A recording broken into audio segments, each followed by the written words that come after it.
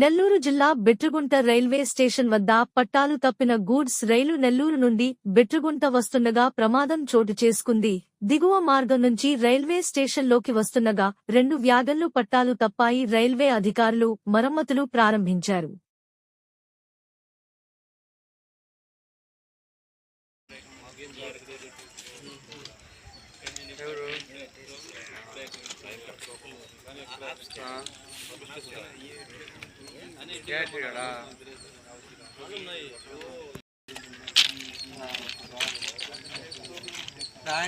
phone చేసి